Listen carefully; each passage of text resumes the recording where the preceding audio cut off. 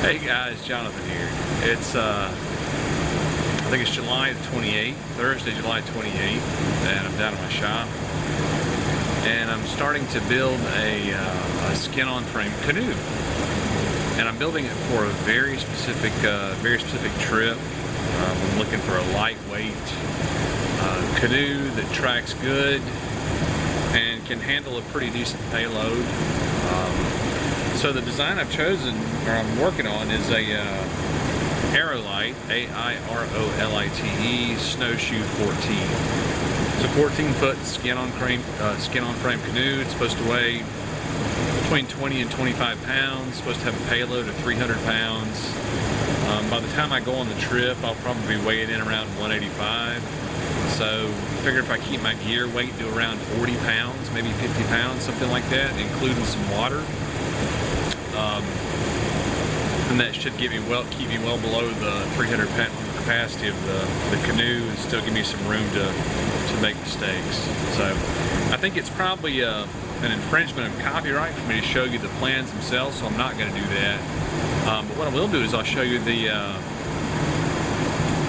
corner of the plans that have the plan name on them. That way you know where they're at. And I'll include a link to the actual website where I got the plans a little bit later on. So let me show you as I said before, let me show you the corner of the plans that has the design name. That's right. So this is a Geodesic Airolite's the name of the company right there. And the actual plan itself is a snowshoe 14, and you can see the length is 14 inches, beams 32, weights, I said 25, but 22 to 25 pounds. And I'll include the, it's a Montfort design, and I guess the guy that sells the plans now, I guess he got the Montfort design and printed them off, I don't know. But anyway, so that's the design, and the concept or the precept of it is that you build a strong back, which I'll show you that in a second. I've pretty much got that built, upon which you put the frames or the stations, and you secure those in place, and then you take and run the keel line, which I guess is called the keelson, and you run the gunnels, which are spelled gun whales, and then you start running the stringers, and then you put the ribs in. So I hope to take you through this process. It's in the middle of July in upstate South Carolina right now, and it's blazing hot. So I've got my shop fan going. Hope the noise isn't too terribly much. If it sounds like I'm yelling at you, that's why. So let's show you the strong back right quick. So this is the strong back. The canoe's 14 feet long. The strong back 16 feet long. I'll turn this off for a second. There we go. That way you can hear me a little better. So canoe's 14 foot long, strong back 16 feet long. It's got a line running straight down the center there, and I just made it out of two pieces here and here of, I don't know, what, 1932nd plywood, whatever that is. It's not, maybe like 5/8, and another piece here. Put some 2x4s here that I could screw these down, the top down into, and that is interesting. I wonder why I didn't put another screw right there. But anyway, it's not hurting anything.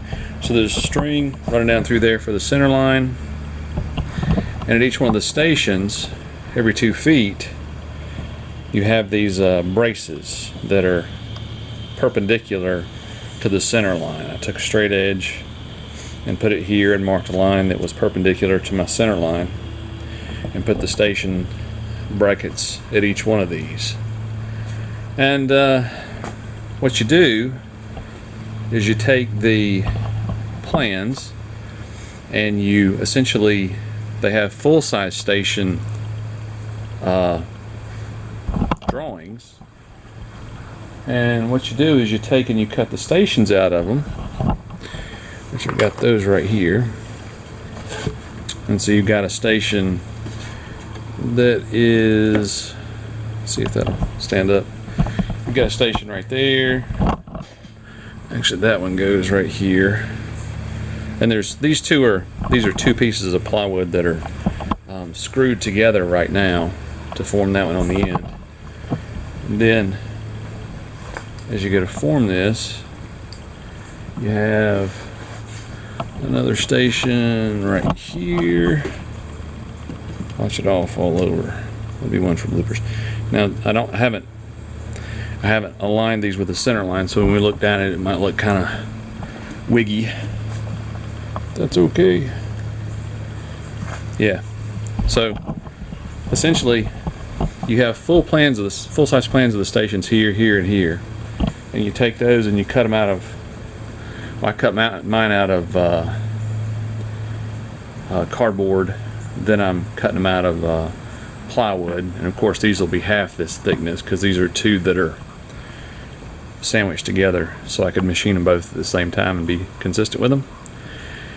And then you'll take and run the keel line right here first, all the way down, and then you'll run the lines for the gunnels, which go right here and right here and right here.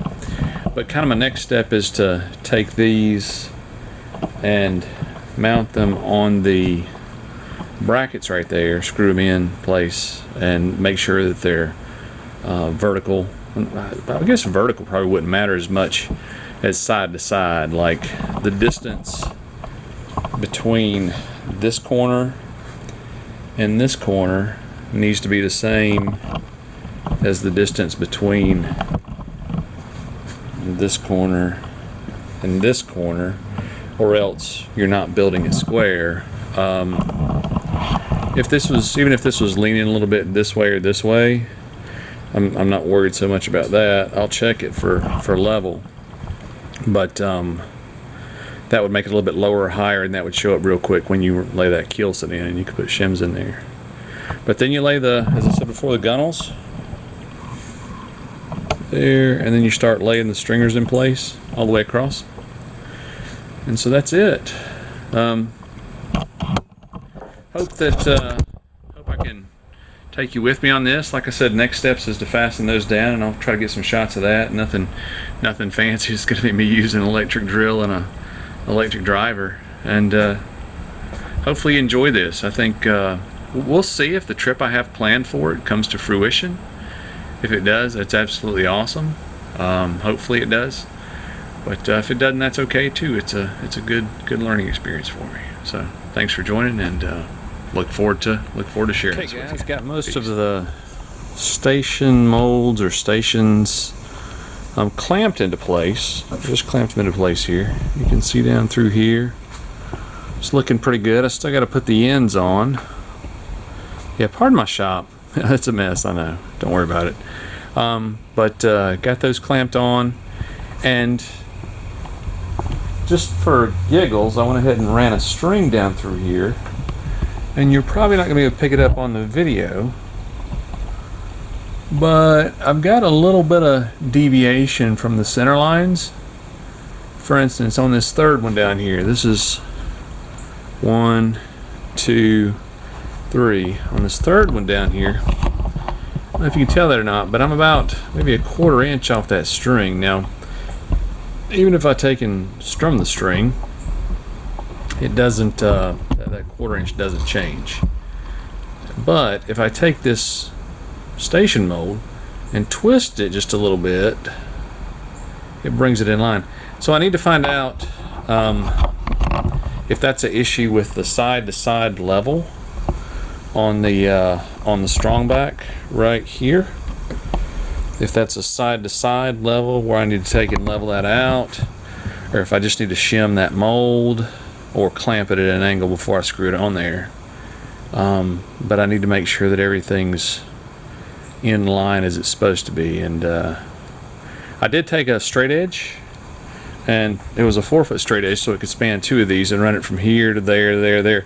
And as far as these being on the same plane, as far as them being level, they're very level, and so that's good. There's just a little bit of rocker right here, but that'll be okay. That'll be a rocker that comes down to the end right there, and I can always shim that up if I need to.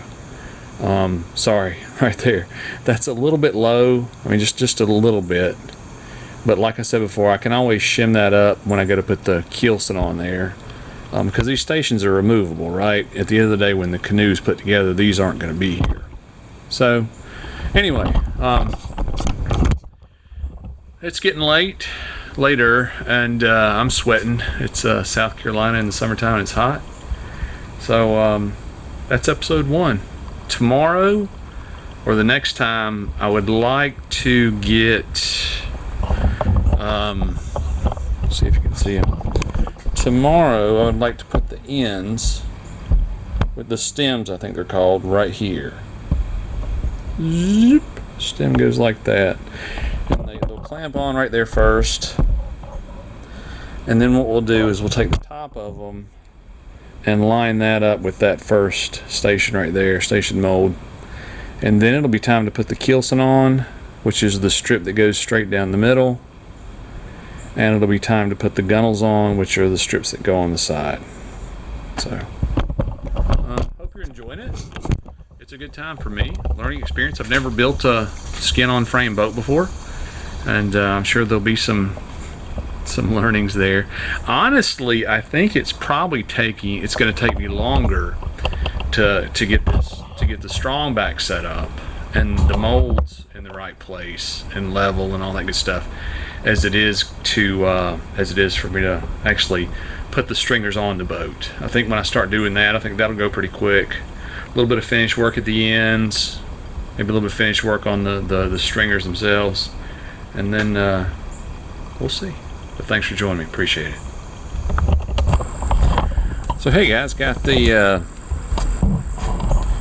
stations leveled out, and I'm pretty happy with the way that turned out. There we go, that's probably better. I'm pretty happy with the way that turned out as far as leveling straight down. It took me a while to get the ends, the stems leveled up the way I wanted to, so that everything would line up. I don't know if you can tell or not, but I've got a string running straight down the middle of this, and it's pretty much dead on right there with the center line of everything. If I pull it tight, it levels out pretty good. So I'm happy with that. I was really worried about the twist in the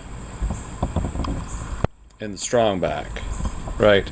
Because like this surface, I really couldn't get this surface totally level, and that bothered me because there's two ways that I could think of that you could introduce twist in this design. And one of them is if this isn't straight, right, if it goes off that way, right. The second is if these stations down here at the bottom, if they're not level, right, there's a baseline. This is the baseline for this station. This is the baseline for this station right here, right here. And if those aren't level, or if on this side they're not aligned and on that side they are, then what that's going to do is that it'd have the tendency to make your boat go kind of like that or like that. So instead of taking and leveling the strong back all the way down, I initially started with that, and that just, there's too much variation in it. I don't know why. Maybe it's the way I made it. Who knows? But what I did was on each one of these, I took and clamped 2 blocks here and here. Clamped 2 blocks here and there, which is flush with the bottom. You can't see it, but it's flush with the bottom of the station itself. And then what I did was I took my level and put it on each one of these like so. And I don't know if you can see that or not, but that's dead level, that's dead level, that's dead level. So each one of them, when I check between here and here, is dead level. So I know that the boat is not going like this, it's not going like this, and because the string's straight, it's not going like, you know, one way or the other. Here shows another view of this, the stem over here on this side as it goes down. I just took and screwed it in, put one screw in right there, and kept that flush, and then that lines up with the end line, which is right at 14 feet. And then what I did was I took and just adjusted this so that when the string touched right here, it also touched right here, right? And that tells me this isn't higher or lower. The directions really didn't spell that out or anything. I don't guess I needed to. But anyway, so I'm on to cutting the strips that go in the gunnels and the keelson.